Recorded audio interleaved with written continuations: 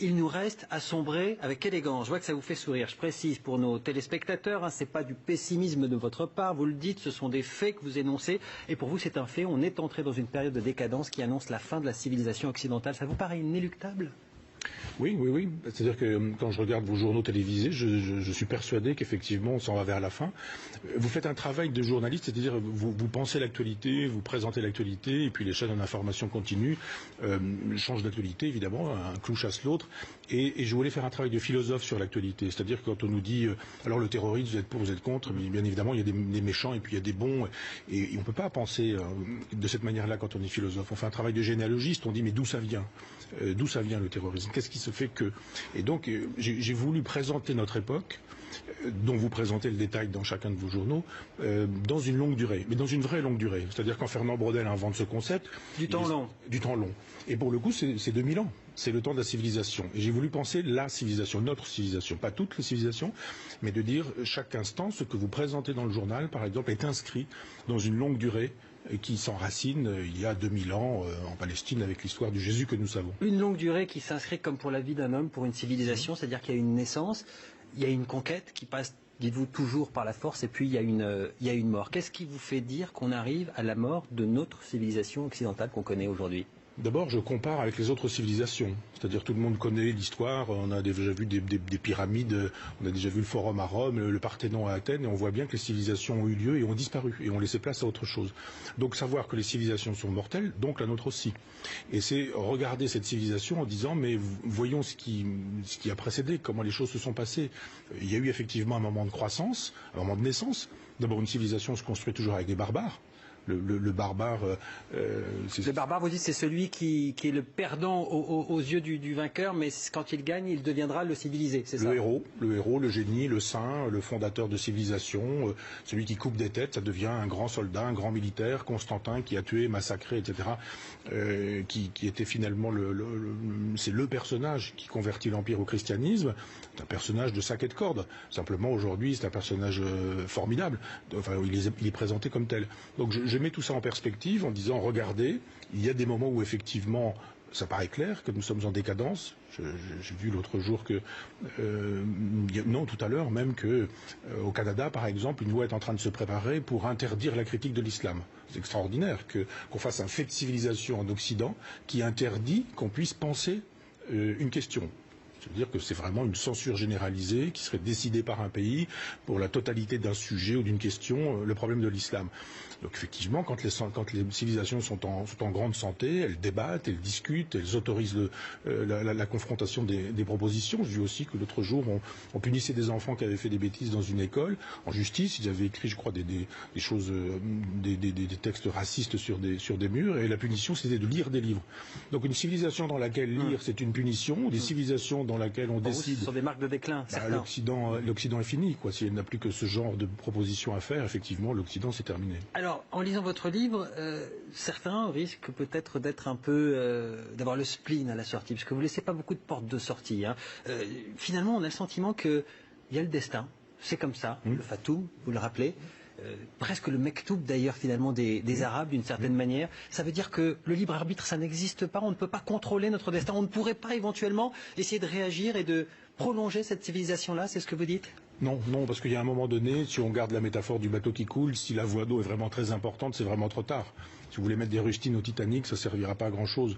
Il y a des moments où, évidemment, vous pouvez éviter ce genre de choses. Vous pouvez éviter de vous diriger vers un iceberg. Et il y a eu des moments dans l'histoire de la civilisation où peut-être des choses auraient pu avoir lieu et n'ont pas eu lieu, mais moi je n'y crois pas. Je crois vraiment que de toute façon, c'est comme un corps.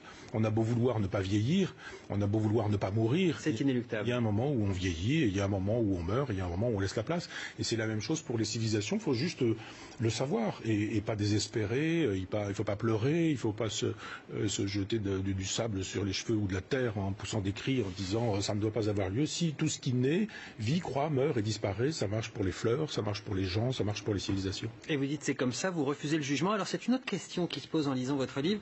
Vous parlez de plusieurs civilisations, chacune, dites-vous, est portée par une croyance, donc d'une certaine manière c'est une religion à chaque fois, qu'elle soit celle de Dieu, du capital, de la raison, vous les placez toutes sur le même plan, vous ne les... Pas exactement ça. Vous ne les jugez pas tellement. Non, parce que je pense que les civilisations sont constituées sur des textes religieux et sacrés.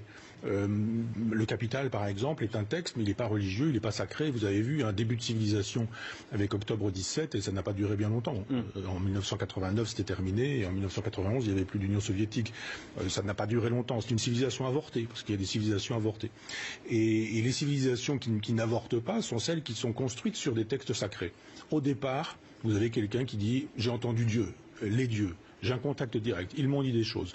Et vous avez à partir de ce moment-là des prêtres qui disent oui, moi je sais bien, je suis d'accord. Ce qu'il dit, ça veut dire ceci, ça veut dire cela. Et voilà. Et puis un homme de pouvoir qui dit mais moi je suis l'envoyé de Dieu. Et si vous m'obéissez, vous obéissez à Dieu. Si vous me désobéissez, vous désobéirez à Dieu aussi.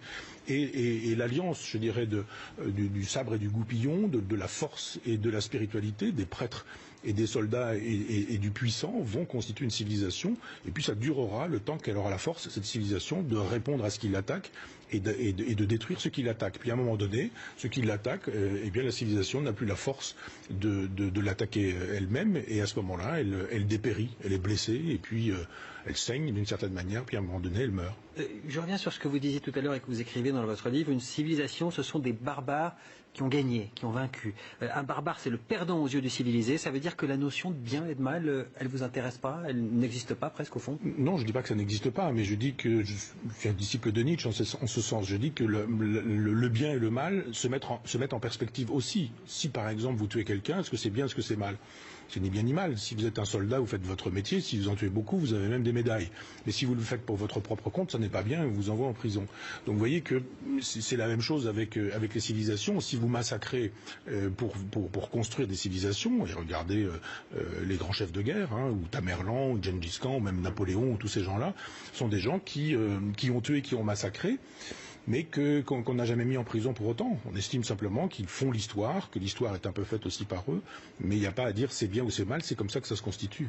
Un peu, parce qu'en fait, ils sont faits par l'histoire, c'est ce que vous expliquez aussi, on y reviendra. Mais j'en viens à l'actualité, par exemple, si on prend une armée de combattants, l'image de la barbarie aujourd'hui pour le monde occidental, on va la voir, cette image, c'est évidemment les troupes de Daesh et ce drapeau noir. Est-ce que vous estimez que c'est une armée de conquête comme une autre qui demain, au fond, peut devenir une civilisation? C'est ça qu'on comprend en lisant votre livre.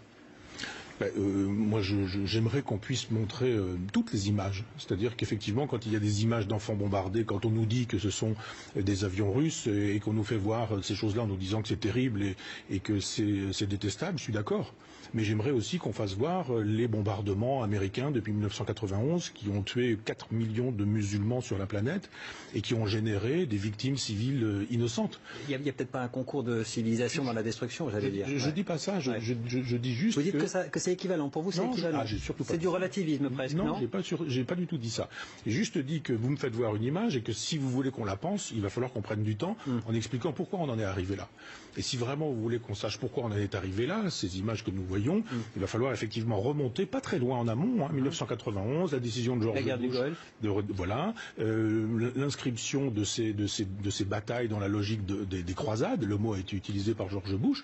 1991, François Mitterrand emboîte le pas à George Bush. La France se trouve impliquée dans cette aventure, sauf parenthèse de Jacques Chirac et de Dominique de Villepin, et nous faisons partie de combattants qui, sur la planète, au nom de la civilisation, se comportent en barbares, car c'est barbarique de bombarder des villages dans lesquels, sous prétexte de tuer 3 ou 4 personnes, on va massacrer 500 victimes innocentes. Donc je ne fais pas un concours, je dis juste que si vraiment on veut faire de l'histoire, il n'y a pas d'un côté les bonnes bombes qui ne tuent que les méchants et puis les mauvaises bombes qui tueraient des civils. J'ai dit non, la guerre c'est ça, et je refuse la guerre, je refuse le colonialisme, je refuse qu'on aille faire la loi chez les autres, tout comme je n'ai pas envie que d'autres viennent faire la loi en France, et ça me paraît être une option qui est pacifiste, souverainiste, pour le coup de gauche, n'aurait pas déplu à Jaurès. Je pense que le Parti Socialiste aujourd'hui a oublié que Jaurès était pacifiste, et regardez ce qui s'est raconté sur les Allemands pendant la Première Guerre mondiale, c'était des barbares, ils faisaient cuire des enfants, ils les dévoraient tout crus. Aujourd'hui, Angela Merkel et le président de la République s'entendent bien, le président François Mitterrand tenait la main d'Helmut Kohl. C'est qu'on peut bien s'entendre avec al-Baghdadi par exemple demain alors? Je dis simplement que demain on ne sera pas là, ni vous ni moi, pour savoir, mais là je suis en train de lire des choses sur la Saint-Barthélemy.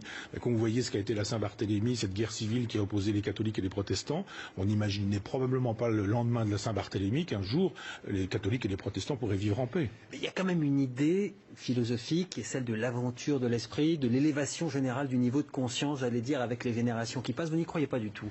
Je dis pas ça, je dis juste laissez-les vivre. C'est leur civilisation, c'est leur culture, c'est leur monde. Décapiter, c'est pas une culture. Mais tout le monde décapite. Il n'y a pas une civilisation qui n'est pas décapitée. Je vous rappelle que les premiers chrétiens décapitent et qu'ils le font régulièrement, que la Révolution française a décapité. Alors, je reprends.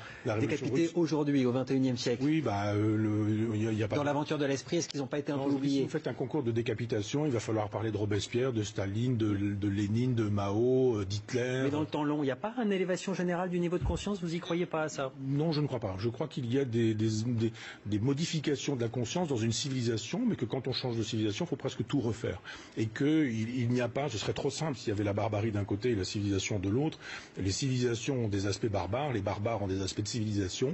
C'est hélas comme ça que ça se passe. Une religion, c'est une secte qui a réussi. Eh bien, une civilisation, c'est une barbarie qui a réussi aussi. Au départ d'une civilisation, il n'y a jamais des choses gentilles et des individus qui font peace and love et qui viennent avec des brassées de fleurs pour construire une civilisation. Ça se fait hélas dans le sang toujours. Pour terminer avec Daesh, je voudrais lire un passage justement à ce propos de votre livre. L'Occident ne dispose plus que de soldats salariés n'ayant pas envie de mourir pour des valeurs. Qui, à ce jour, donnerait sa vie pour les gadgets consuméristes qui sont devenus des objets du culte de la religion du capital? Personne ne donne pas sa vie pour un iPhone. L'islam est fort, lui, d'une armée planétaire innombrable de croyants prêts à mourir pour leur religion. Nous avons le nihilisme, ils ont la ferveur, nous sommes épuisés, ils sont en grande santé. Ça veut dire que la prochaine civilisation, puisque votre théorie c'est de dire aussi que la mort d'une civilisation c'est pas grave, parce qu'il y en a une autre qui lui succède, c'est celle-ci éventuellement? C'est comme ça que vous voyez l'avenir, Michel Onfray? Il faut faire de la démographie et voir comment les choses se passent. On voit bien que l'Afrique démographiquement est en train de prendre le pas et que dans 25 ans, effectivement, il y aura un basculement, et que l'Europe blanche judéo-chrétienne démographiquement s'effondre. Mais moi, je ne dis pas c'est bien, c'est pas bien, refaisons des enfants, interdisons la pilule. Je ne suis pas de ceux qui disent ça, je ne suis pas un réactionnaire, je ne suis pas un conservateur, je ne suis pas un personnage qui adosserait sa décadence à une renaissance. Je dis juste que c'est ainsi et que effectivement, les civilisations ne sont menacées que par celles qui les menacent. Et aujourd'hui, si vous avez un grand bloc indien, nous ne sommes pas menacés par la religion hindouiste. Si vous avez un grand bloc chinois, nous ne sommes pas menacés par le confucéisme et la religion chinoise. Si vous avez d'autres blocs, ils restent néo-occidentaux, on n'est pas menacé par l'Amérique du Nord, du Sud, l'Australie ou la Nouvelle-Zélande. Il y a effectivement un bloc musulman qui, lui, a décidé, du moins dans sa partie agressive et militante, visible, le califat notamment, d'être universel et d'universaliser, c'est-à-dire d'exporter son schéma de société sur la totalité de la planète. Moi je pense qu'effectivement il faut faire face à ce genre de choses-là en disant qu'on peut éventuellement éviter ça, sûrement pas par la guerre. Sûrement pas par la guerre, en envoyant bombarder des populations civiles et en ne montrant pas les photos des victimes civiles, mais en montrant en revanche les photos des victimes qui sont faites par les avions russes. Je dis juste que la diplomatie ça existe, l'intelligence ça existe, la politique ça existe aussi, et qu'un grand chef d'État c'est quelqu'un qui a une vision et qui pense d'abord la paix plutôt que la guerre. Alors justement, vous parlez de politique, on va en parler, vous refusez de juger cette décadence, on l'a bien compris puisque c'est un fait. Vous êtes moins à l'aise avec les exploitations politiques effectivement qui en sont faites. Vous en voyez deux, je vais les résumer pour le téléspectateur. Il y a le pessimiste qui politiquement va s'appeler le conservateur, on va dire, il veut revenir au passé. Et puis il y a l'optimiste qui politiquement va s'appeler le progressiste et qui lui veut s'appuyer sur l'avenir pour mieux vivre le présent. Vous écrivez, l'un promet le paradis avec le progrès, l'autre avec le regret. Jeu de mots, on peut l'entendre avec un T, en l'occurrence c'est avec un S, c'est aussi une régression. Pourquoi est-ce que vous jugez que ces deux voies-là, ce sont des impasses? Au fond, c'est le but même de la politique, de pouvoir changer les choses et le cours des choses et peut-être améliorer la condition des hommes. C'est le but de la politique, mais j'ai l'âge qui me permet aujourd'hui d'avoir un peu d'expérience. Et de penser que c'est une illusion? Ben voilà, c'est-à-dire qu'à 20 ans, on peut le penser. Si moi je viens d'avoir 58 ans, j'ai assez d'expérience pour avoir vu comment les choses fonctionnent. Il n'y a pas que des gens de mauvaise foi au pouvoir. Ce ne sont pas des gens qui trahissent simplement pour le plaisir de trahir. Ce sont juste des gens qui font la démonstration que le réel résiste, que le réel n'obéit pas à leurs injonctions. Et on le voit bien aujourd'hui, la course à la présidentielle, demain on rase gratis, tout le monde rase gratis. Simplement, quand ces gens-là sont en face du réel, on s'aperçoit qu'ils ne peuvent pas faire grand-chose. Donc, ou on pense qu'ils sont systématiquement pervers, nos grands chefs d'État, et qu'une fois qu'ils sont arrivés, ils ont pris un malin plaisir à ne pas faire ce qu'ils avaient promis, ou alors on pense, comme moi, qu'ils sont déniaisés par le réel, et qu'ils découvrent effectivement que les grandes idées, tout ça est formidable, mais que la réalité, ça se manipule pas comme ça, ça se bricole pas comme ça. Donc je vois effectivement des gens qui ont trahi sans cesse. Et pourquoi ont-ils trahi? Sûrement pas par goût de la trahison, mais par impuissance. Il y a de l'impuissance. Je vous garantis que, invitez-moi dans 6 mois, mais vous allez voir, on va changer de président de la République, et que dans 6 mois, rien n'aura changé, que peut-être même ça aura empiré. Vous dénoncez l'avènement du nihilisme. Est-ce que c'est pas un peu un un discours qui participe à l'avènement de ce nihilisme-là, justement, le discours que vous tenez là. Le médecin qui annonce un cancer ne crée pas le cancer. Exactement de la même manière qu'on a reproché à Houellebecq d'avoir... Mais il peut donner de l'espoir, le médecin. On attend ça de lui aussi. Ça dépend si vous voulez qu'on file la métaphore. Le médecin, s'il vous dit, alors que vous allez mourir dans 3 semaines, que vous allez vivre pendant 10 ans, il va le faire au profit de mensonges et d'illusions. Je ne suis pas bien sûr qu'il faut vendre de l'illusion. C'est pas mon métier, moi. Le métier du philosophe, c'est pas de fabriquer de l'illusion. C'est le métier des politiciens, c'est le métier des théologiens, c'est le métier des prêtres, des imams, des rabbins, des curés. Tous ces gens-là vendent de l'illusion et de la fiction. Et il y a des philosophes qui vendent aussi de la fiction.